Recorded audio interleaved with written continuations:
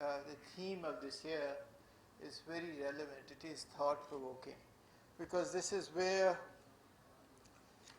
we all have to converge. Science, we need to understand what science must do and how it must be done.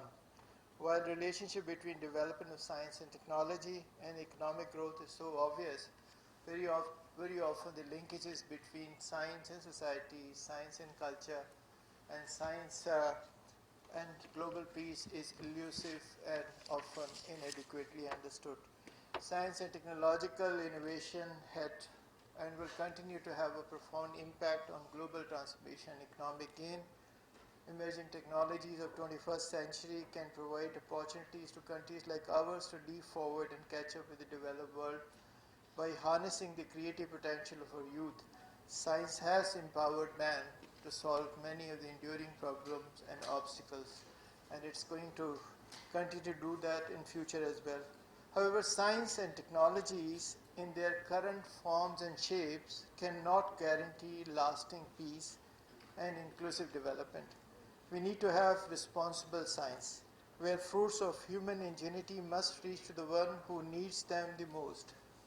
The concept of ilm nafe, may Allah subhanahu wa ta'ala give me ilm nafe, this is the prophetic prayer, which means knowledge which benefits, should really form the edifice of modern science.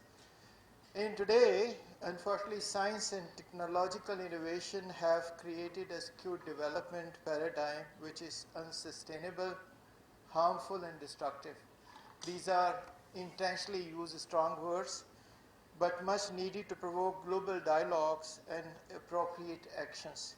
Today, science is used as a tool for establishing global hegemony, profiteering of technological monopolization, raging wars in distinct corners of the world without the fear of death and retaliation, creating a production sector which is damaging the environment beyond repair, a biophobic world of unabated human expansion without respect to other fellow living beings. Science, which was envisaged by great thinkers such as Ibn Rushd, Ibn Sina, Galileo, and Newton as common heritage of human intellect and a great equalizer, has unfortunately become a great divider. This year's theme for World Science Day invites us to go back to the basics, start looking science from the perspective of a philosopher. We have traveled together. I've had the honor of traveling with our minister to China. I found him reading books all the time, and we had such a wonderful discussion of the importance of science. And this is science and philosophy. And this is what I really feel is extremely important, that scientists start looking science from the perspective of a philosopher, embrace these characteristics of logic, reasoning, conceptual rigor, and most importantly, argumentation. Science which is independent of prejudice. A science, in the words of Albert Einstein, is not mere artisan. It is a real search of truth. That is what we need to have. Science should impaginate into society so we become more productive, rational, and most importantly, more tolerant. We at ComStack have been trying to build a strong science space within and beyond OIC region, the second largest bloc of countries after United Nations, which leads to an inclusive development and interconnectedness. Recently, Ministry of Science and Technology and ComStack together under the patronage of our Minister have actually organized large exhibition at national level. And those exhibitions were COVID-19 technology related, which were extremely important because that has shown that within few months, what our country can do, innovation triggered by the need, and also AI in health, both related to COVID-19 technologies. We have had the honor of welcoming Prime Minister and President of Pakistan in two of these events also. We plan to do that in other OIC regions. The next destination is Egypt, a smart village.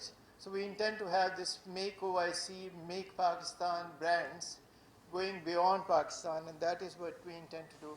But we're also marketing Pakistan's excellence in other fields as well. For instance, Pakistan National Accreditation Council is a very credible organization. We are intending to have a large capacity building of OIC countries in the field of international standards. We also intend to have Water Research Institute, which is established in NAD, linked with our Center of MOST and also with the International UNESCO program. So there are lots of other programs which we have initiated. The objective is that we work together with our partners in OIC and beyond and do a useful thing which eventually led to international cooperation, a greater interconnectedness, and also a world which should not really fail in next pandemic. In this pandemic, the world has failed. This was a demise of international science diplomacy this time. Every country was left on its own to handle a health challenge of greater magnitude. And this is what should not happen in 6 years. The next pandemic is in 6 years, and we need to prepare for it.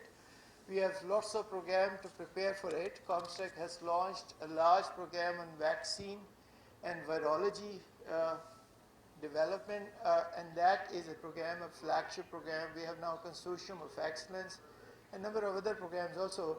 So I don't want to go in deep of it because I think this is important that everybody get the opportunity. I'm cutting 50% of my time with the best intention that we all should be able to speak important things and then left more time for the key speakers to speak about that. Thank you very much, all of you.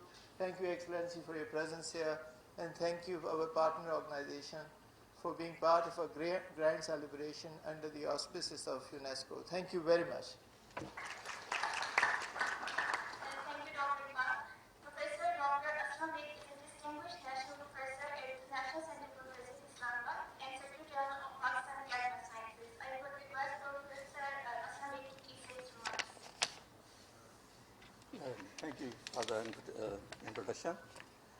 His Excellency Fawad Hussain Chaudhry, the Minister of Science and Technology, Patricia McPhilip, Director UNESCO, Dr. Atar Rahman, he is not here, but he will be joining us, the most celebrated scientist of Pakistan, Dr. Iqbal Chaudhry, the Coordinator General of Comstex, Kassam Malik, he couldn't make it, Dr. Manzoor Samro, President ECO, distinguished dignitaries, guests, ladies and gentlemen.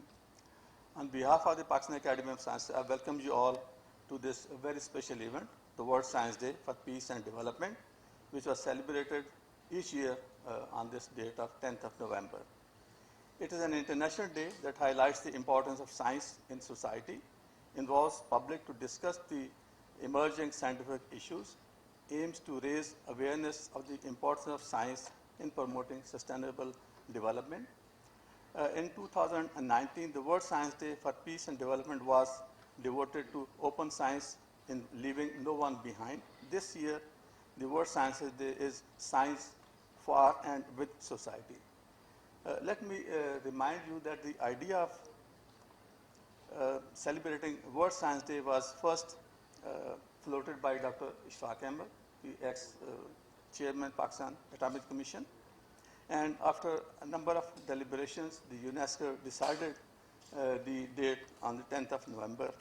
And since then, we are celebrating this day in collaboration with the Pakistan Science Foundation and UNESCO. In India, the National Day is celebrated on 28th of February. And this day is, in fact, to commemorate the discovery of Raman effect by C.V. Raman, the Indian scientist.